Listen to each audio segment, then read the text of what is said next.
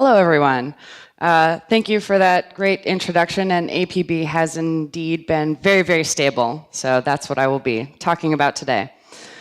I am the VP of Product Engineering at Xaxis. I work in the demand group, so most of the products that I work on are meant to figure out how to optimize campaigns easier, cheaper, and more efficiently. For anyone that was in London, there was an announcement of 2 new exciting services. One was the programmable bidder, which I'll be talking about the most today, but the other one was streaming log-level data, which is real-time access to your event log, which I think anyone who works with log-level data now has been looking forward to. How do I get my data faster and cooler? Throughout the entire summer, I think any engineers that were there were thinking about how do I mash up these 2 technologies together and what crazy things could I build?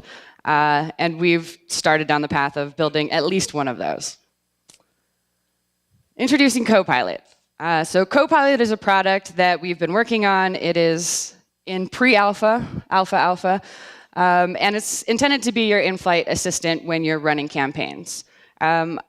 I've been in ad tech for several years, and I have so much respect for people that run and optimize campaigns manually.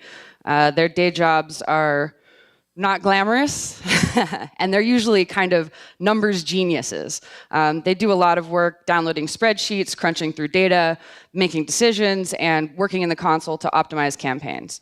Our goal with CoPilot is not to replace these people. It is to augment the sort of tedious work that they've already been doing with more automatic AI, I hope, and allow them to do more strategic, higher level thinking about the campaigns that they're running. So instead of cutting the lowest performing domains from a spreadsheet every morning, why don't you think about pockets of inventory and segments that might be more beneficial for your campaign? You can think of CoPilot as a set of pipes connecting our decision engine to AppNexus. I like to say I'm not a data scientist, I am a data plumber. So my job is to figure out where's the data and how do I move it to where it needs to go. And then I let other very smart people work on the algorithms that sit in the middle there.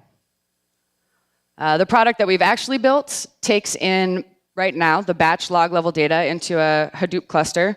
And we have a little prototype off to the side that is looking at the streaming log level data. This runs through a modeling engine powered by Uzi. I'll talk a little bit more about the stack later. It converts it into a decision tree, and then from there it was a pretty easy translation into the Bonsai tree language. So that was pretty much our entire summer project, and I'll tell you a little bit about what was good and what was bad about that. First of all, some challenges that we had from a business perspective. Xaxis is an international organization, over 40 countries, and in every single country, people set up their campaigns completely differently. Things that you would think are obvious to us who've been running campaigns in America are completely different to people running campaigns in Europe, completely different in APAC. So trying to build a product that was generic and flexible enough to meet all of those different needs was one of our first challenges. The other is the actual business cases. So are we doing CPA campaigns, viewable CPM, is performance business, how are we selling these products? So I can't stand here and tell you that we solved every one of those problems, but we tried to design a system that was flexible enough so that we could in the future. One of the most interesting challenges that I had, that coming from classical software development, I'm used to having QA people on my team, and I found that when you're testing campaign performance products, you actually have to spend money. So it's not like you can just have someone click a button and see what happens. You actually have to have someone spend some cash on the network and then see if it performs or not. I found that's a completely different skill set. So normal functional QA testers have a very hard time figuring out why your campaign is not working in the network versus taking someone who's familiar with ad tech and knows how to optimize campaigns manually. They can see it in an instant. It's like instinctual, why is this thing not working? And the last piece that we haven't really solved yet, but we're talking about, and I would love if anyone has any ideas, is how do we describe this narrative to our clients? So a lot of what we do when we're running campaigns for people is tell them the story of what we saw in the data, what patterns we discovered, what decisions we made, and why we shifted their budget into different directions. When you let a robot start doing that, it makes really weird decisions. Like it might decide that 2 a.m. on a Saturday in Finland for below-the-fold content is where it wants to spend all of your money.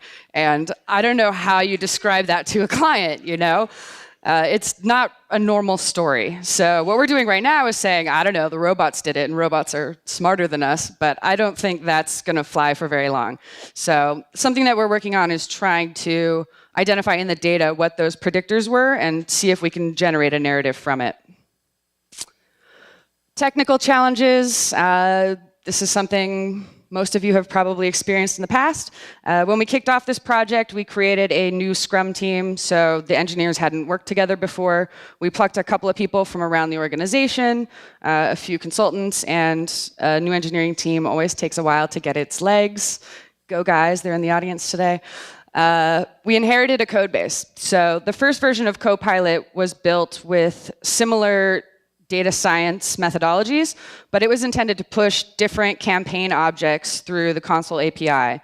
So for a single line item, we would be generating 30 different campaigns, and each one would have a different bid price and different targeting profiles. So we had to take the code that already existed and figure out how to shift it into a single campaign bonsai tree type of model.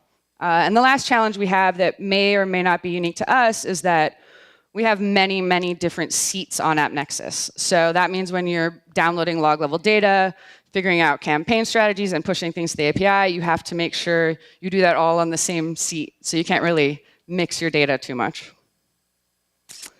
A little bit about our stacks. This is the technical stack. I would not be an engineer if I didn't include this slide. I had to do it. I'm happy to talk in more detail afterwards if anyone has any questions. But the main idea is that we use a lot of Apache services in what we do. Hadoop is used for all of the modeling and processing steps. Java is the language of choice, and we have recently started using the Weka science library in order to generate those models. Storm is our queue processor, so every time we identify a new bonsai tree change, it goes into the Storm queue, that picks it up and pushes it to AppNexus console. And then, of course, we've got some modern JavaScript frameworks and some memory databases, stuff like that. The data stack is actually a more interesting picture to me. So the orange boxes here are actually data that is sourced from the AppNexus platform. The blue boxes are unique or proprietary to us. So from Salesforce, we get metadata about the media plans and the campaigns, what KPIs are the clients looking for. Zeus is our own internal analytics system, and it has some attribution and conversion funnel data in it. Turbine is our flagship product at Xaxis. It is our proprietary internal DMP, where we have pretty strong audience profiles about everyone we've ever seen in the network. Taking those starting pieces, we mash it up with what we've seen in performance in the AppNexus event logs, and of course, whatever's configured on the campaign object. So what type of goal is it? What is the goal value? What is the budget that's set? Those things in the console. All of those together become the enriched data set that our robots look at. The goals and the budgets are then taken into account to decide what to bid. I actually wanted to include on here what the algorithm was for deciding on a bid price, but I decided that was our secret sauce, and then Brian included a slide with the entire algorithm in it, so thank you for that. But in case you're wondering, it's basically the goal value times the probability times some random number. I'm not going to tell you what my random number is. This is our team stack, and if you haven't noticed, I like referring to things as stacks. This is our Scrum team. The orange boxes have yet to be filled. You can see a very bright quality assurance orange box there, but I have had volunteers from the company helping me out with testing as much as possible. One thing I'd like to mention on here, I think everyone that's been doing agile development is used to the idea of combining product owners and QA as part of a core team all working on one product. But I think data science has always been treated as a sort of external service, maybe like a different guy over there who you ask a question and he gives you advice. We started our approach that way, but we didn't have a ton of success. And something that I learned is that your data scientists need to be a part of your core team. And especially in this data-driven world, there's no reason to treat them like some external resource. Our data scientist goes to stand up on our team every morning, writes in Java, contributes code. I found that blending them together, the data scientists tend to get a little bit more engineering sensibility, think more in terms of how do I productionalize my discoveries, and the engineers get better at data science. So everybody kind of gets better together. All right, a little bit about our experience as we built. In our first attempt, we basically took that 30 campaign object that we had already built, that strategy, and tried to shove it into the Bonsai tree paradigm, which was very challenging. That algorithm was based on clustering, so we were looking for groups of performance indicators that seemed to go together and then attached some bid prices to those. I think we limited it to something like 20 or 30 clusters, and instead of pushing campaign objects, we made really long if statements that joined all of those values together into an absolutely crazy tree, which I will show you in a moment. These types of trees that we experimented with early performed okay. They were a tiny sliver above what a manual trader would perform as, which is good for the most part, but it wasn't quite the performance that we were looking for. It was also very, very difficult to translate into the Bonsai tree syntax. It just wasn't a natural progression from clustering to Bonsai. This first approach, everything was hard-coded. So I think this is actually a good example of what it's like to do agile development. You don't need to download a bunch of libraries and come up with a wild architecture in your first approach. Just sort of get it out there and start testing and see what happens. And I think what you learn from that first prototype will influence the decisions that you make for your later versions. Here's what our first clustering Bonsai looked like. And I summarized it so it would fit on a slide, but really a single if statement would span 100 lines in your text editor. I don't think the engineers at AppNexus ever thought we were going to build trees that looked like this, and so this was where most of the testing happened. When you start combining every single keyword together, you blend the any's and the every's, you blend strings and integers. This was some pretty good QA testing. And eventually it came down to the point where we had a conversation with the AppNexus engineers, and they said, listen, this is not what bonsai trees are supposed to do. It's like, okay, maybe we'll change our approach a little bit. Then came our second attempt. A bonsai tree is built to be a decision tree, so we decided to go back to our modeling step and just make decision trees, hopefully thinking that it would be an easier translation, and it turned out that it was. The data scientists picked the Weka library. I think it's pronounced Weka. It might be Weka. But either way, we basically took the data, cut out the clustering, built a tree, and we had to put in some limitations about how deep the tree went and how many branches we could make, because our first attempts, the bonsai trees came out much larger than the 2 megabyte limit. So that was basically it. From there, it was a fairly natural translation into the bonsai tree syntax. I can't tell you too much detail about the trees. I'll tell you what I know if you'd like to ask me afterwards. But I do know that right now we've stuck to a binary branching strategy, which I said yesterday, very excited that I know the term, and then I saw there is something on the schedule for today. Everything we know about binary branching is wrong, so don't hold me to that one. Here's an example of what our decision trees look like now. Again, I had to manually pare it down. These are very long 4,000 line trees that come out of the machine. But you can see it just looks better. It feels better. And I've been a coder for long enough. I know when code smells bad, and that first version just smelled really bad. This version, when you look at it, is much more elegant. You can kind of understand what's going on in there. And it's, I think, a good place for us to grow. I am nervous that now I kind of have to rebuild everything for the 2.0 version, but that will be a fun process. Here's what we've seen in terms of performance on these new trees. And I love this graph because it speaks to a great success and a new emerging problem. The CPA costs is this orange line for a CoPilot-driven campaign versus a manual campaign are outstanding. It costs us a lot less to get conversions using this strategy. The shaded area is how many impressions we served, which is crazy. So CoPilot is casting a very wide net, serving tons and tons of impressions and getting very cheap conversions out of it. A manual trader casts a very small targeted net and gets more expensive conversions. Based on what we told the machine to do, it did an excellent job. The trouble is we sell most of our clients on a CPM basis. So this is a very, very expensive solution for them. We've been discussing what to do about it. We can either re-educate the clients, which is never a fun conversation to have, or we can continue tuning our algorithms to see if we can get the performance that clients expect to see. So some lessons learned. Many, but I could only include a few in this presentation. The first one is that being an alpha customer with AppNexus has been an absolute pleasure, a ton of fun, and a really cool learning experience.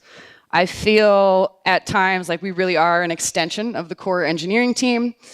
We have a Slack channel where we can just dump thoughts and ideas, and they are very kind when it turns out to be a user error, and very responsive when it turns out to be a system error. So I am looking forward to alpha testing on the 2.0 version. I was talking to Alon earlier about the streaming log level data stuff, so I really hope that Xaxis and our engineering team can continue to test and play with these products early and innovate on top of them.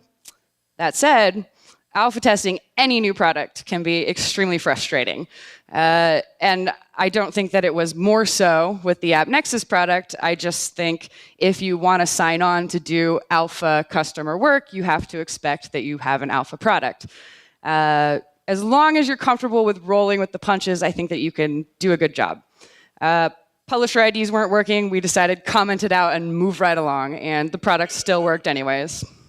We were able to uncomment it about a week later. Breaking changes. Again, thank you for the breaking changes that I saw on the deck right before this one.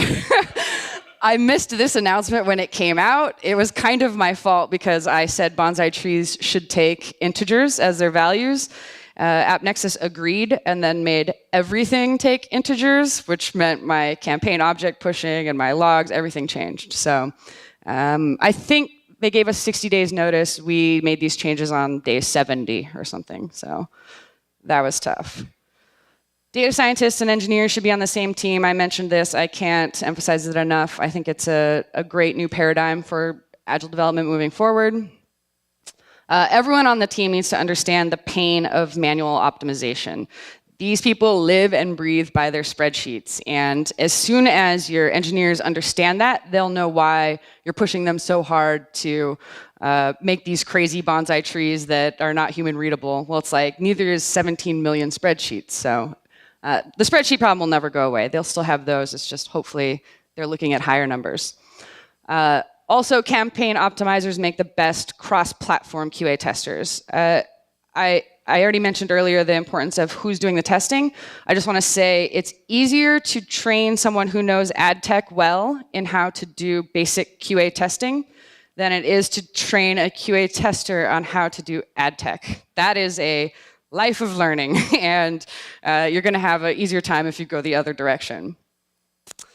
My last little insight, which has been actually it was an early debate with one of the engineers here, but we worked it out, is that a bonsai tree is not the same as a targeting profile. In our first attempt, we did not have a targeting profile when we ran a bonsai tree, and we targeted by just returning 0 for stuff we didn't care about.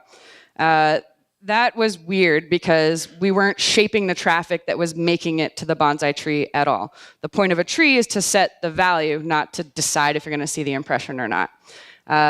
Later on, we decided to map the targeting profile one-to-one to the bonsai tree, and then we weren't getting enough impressions at all because we were too restrictive. So I think what I've come to is I'm going to need separate algorithms for how I value it versus do I want to see it, especially if I want CoPilot to control some of those early prospecting steps. And it sounds like now I'll need a model for what creative should I show. And I think that's actually a cool world where you just have a garden of models everywhere. And my last lesson is just don't be afraid to jump in and try something new.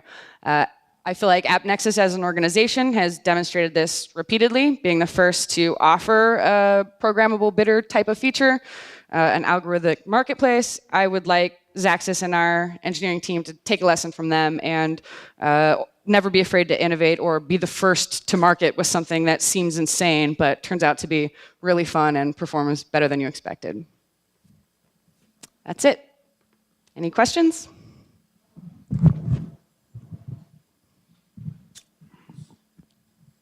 No questions. I brought a whole team who I told me to ask questions if nobody had a question. So. I have a question. Yes. I was just wondering, how dynamic a process was it for you to like replant your bonsai trees?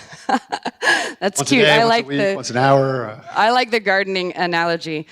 So the product that we have live right now is doing once every 24 hours. The production version of the product is crunching through the batch log level data and builds a new model. We do have some prototype experiments going on where we're looking at the streaming log level data, and my dream would be to have an incrementally updating model that is pushed live every time a change comes. Apparently that's bleeding edge data science, and I'm asking too much. The real answer is we don't know yet what the difference would be in performance if we were updating the models more often. I did put one tree live and let it run for 3 weeks without ever touching it again, and it was crushing manual performance where they were tuning the campaign every single day. So I think I would need to do more research into the value I would get out of a more frequent update, and I'm not yet convinced it needs to be that frequent. Right here. Hi. Did you get around the 2 megabyte limit by penalizing for complexity or breaking the tree into multiple line items? I suppose penalizing for complexity. We didn't want to break into multiple line items, but I don't know if this is something everyone has experienced when trying to do the Bonsai language conversion, but we ended up getting a lot of blank branches out of the original model. So the approach that we took was to prune everything that didn't really make sense. It might have meant sense in the data science, but it didn't make sense in a bonsai tree. We actually haven't hit the 2 megabyte limit yet. I think we hit around 1.5 megs pre base64 encoding, and you don't get judged on the base64 encoding.